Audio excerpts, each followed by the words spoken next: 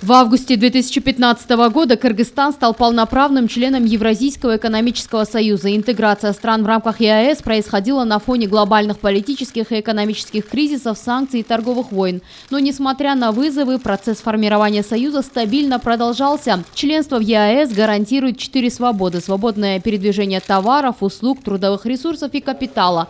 Пессимистичные прогнозы некоторых оппонентов интеграции не оправдались, отмечают специалисты. После вхождения Кыргызстана в ЕАЭС среднегодовой темп роста ВВП составил больше 4%, сообщает Минэкономики, а по итогам 2019 года – 4,5%. Что касается налоговых поступлений, если до вхождения в ЕАЭС сумма составляла в среднем 63 миллиарда сомов, то после она достигла 100 миллиардов сомов. Таможенные платежи ранее составляли 27 миллиардов сомов, после вхождения в Союз – 34 миллиарда сомов. Большой вклад в экономику страны вносят трудящиеся в России. В 2019 году объем денежных переводов в Кыргызстан составил 2 миллиарда 800 миллионов сомов. То, что мы вошли в ЕАЭС, это был правильный выбор, экономически выверенный выбор Кыргызской республики. В принципе, вот эти все макропоказатели, они показывают то, что Кыргызская республика эффективно развивается в рамках этой интеграции.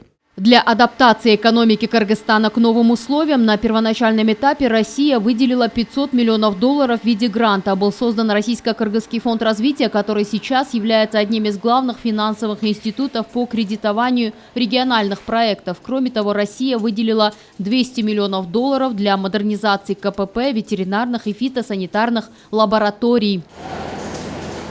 Позволило нам тому, что наш бизнес подготовил бы свою площадку, свои мощности для экспорта продукции в страны-члены ЕАЭС. Но мы все прекрасно понимаем, что основным торговым партнером, я имею в виду по экспорту, у нас является Россия и Казахстан. После вхождения страны в ЕАЭС увеличился экспорт внутренней продукции: овощей и фруктов на 45%, орехов на 46%, мясной продукции на 47%, молочной более чем на 50%, объемы производства швейной продукции увеличились на 22%.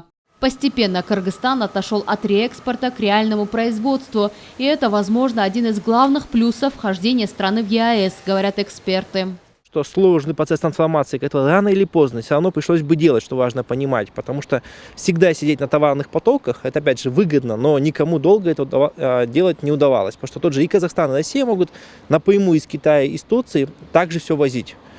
ЕАЭС был создан для того, чтобы, скажем, воссоздать национальные экономики, чтобы у людей были трудовые места. Безусловным плюсом членства в ЕАЭС является улучшение условий труда кыргызстанцев, работающих в странах Союза. 20 декабря в Санкт-Петербурге в рамках саммита было подписано 11 документов, среди них соглашение о пенсионном обеспечении трудящихся государств-членов ЕАЭС, которое вступит в силу после ратификации парламентами всех стран. Плюсы Союза очевидны, но остаются и барьеры, особенно в торговле. К примеру, кыргызские предприниматели не первый год испытывают сложности на границе с Казахстаном. Кыргызская сторона поднимает эти вопросы на встречах глав государств и правительств.